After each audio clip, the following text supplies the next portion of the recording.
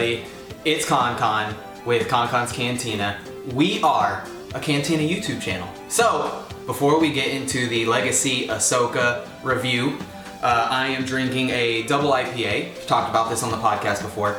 You can get it at Trader Joe's. It is the Boston Wayne double IPA. It's supposed to be 8%. I don't know about that, but it's very good. It's worth a try. So that's what we're drinking. So, Ahsoka herself, fan favorite, everybody knows, later known as Fulcrum, still Ahsoka. I have her 2 burritos, lightsaber joke, inside this box. These are the ones that you can get from Disney. These are the Legacy Sabers. As you saw in the B-roll, they're super good looking. For the money that you're spending, like right off the bat, they're really, really good for the money that you're spending. If you just want the hilts. The blade and everything, super unimpressed. It's not bright at all. The color is kind of off to begin with. Even with NeoPixel blades that we have in some of our other lightsabers, the first bit of the saber is really, really white, and the farther you get away from the power source, I don't know if it's because it's losing its power source, like it's literally farther away, it starts to kind of get white, or yellow. It gets like an off yellow. It's not very bright. But the sabers look really good. They feel good in your hand. I wish they would have come with a Cortex, the wheel instead of the D-ring. That's another takeaway that I don't like. The grips, there is kind of like a rubber grip. I would like to see how these would last long term. Now I don't plan on keeping these long term. I wanted to get like Vader Vault Ahsoka sabers or KR sabers and then have them installed.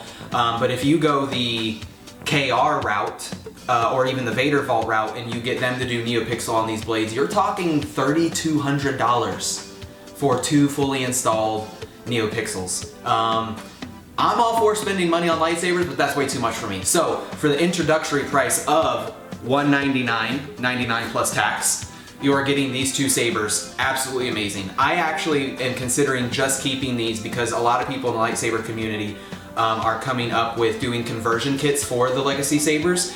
And if a conversion kit came with these, somebody figured out how to do, new innards to be able to, put new blades, I'd be all for it. So usually these 2 blades, they're gonna come with a 36-inch and a 26-inch, I believe. So this is the 31 or the 36-inch. Now the 31-inch, that actually comes with the Savvy sabers. For whatever reason, they do not allow you to buy the 31-inch opposed to the 36-inch. So if you buy a Legacy saber that is not the Ahsoka saber, you have one choice for a blade, and that is the 36-inch. Not cool. I would have much rather, if I'm dual wielding blades, I would have rather this to be a 31, and then I could have obviously had the 26-inch on the Shoto, the offhand saber.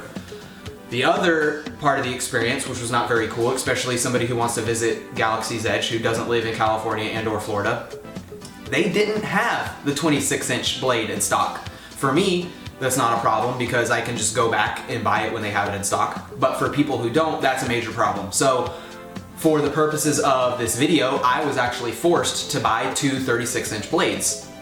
Not the best. It's not how they're supposed to be. It's not what they're meant. So obviously with all Legacy sabers, you put in the blade and then you twist to the right. It will make an audible sound that clicks. Volume. Volume is almost non-existent. Walking through the park, you'll see some of the B-roll. You won't hear the audio, for the saber, but it doesn't matter because you couldn't hear it anyway. Really, really quiet. Now, I don't know if that has to do with the speaker setup in general.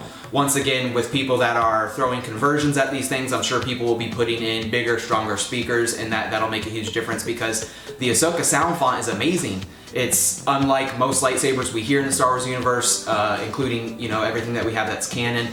So we'll go ahead and turn it on. Kind of can't see it. I mean, it is what it is. For the price, it's good, but it's really dark. It's not bright. And to give you a little bit of comparison,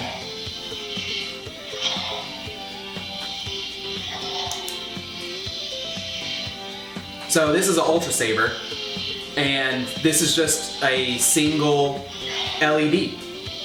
You know, huge difference. Now, a big part of that, obviously, this, you know, turns on, it doesn't have sound, it also doesn't travel up and down like the Ahsoka Sabers. Look, I know that.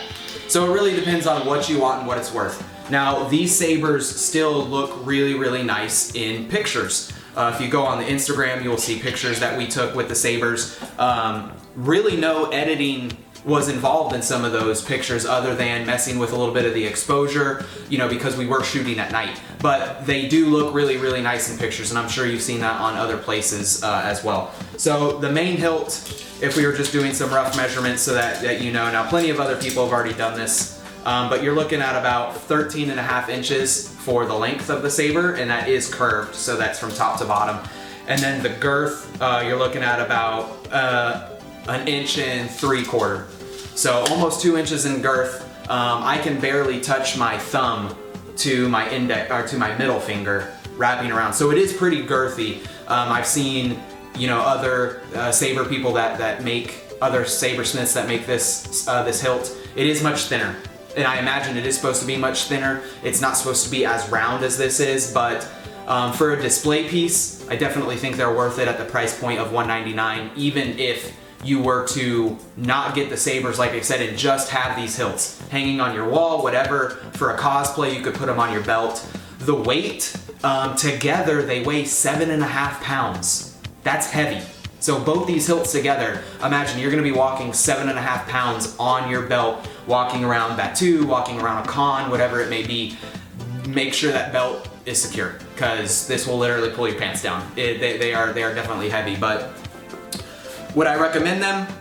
It totally depends on what you want. Do you want these for your shelf at home?